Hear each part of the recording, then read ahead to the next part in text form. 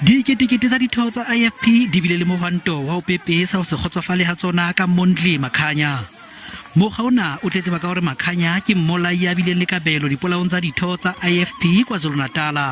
A person should not be irresponsible and reckless under the pretext of freedom of speech.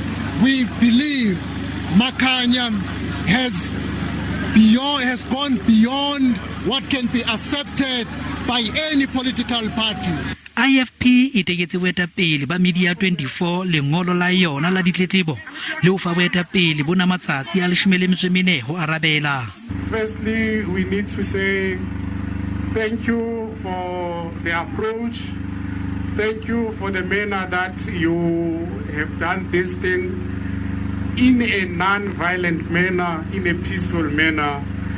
As Abantu, this is what we need to do and demonstrate to others that violence is not how we resolve and solve differences. IFP e re mohwanto ona wa yona o latela diteko tse ngata tse ileng tsa nyopa tsa ho buisana le media 24 hore nke mehato kgahlano le mohlophisi wa ditaba Mondli Makhanya.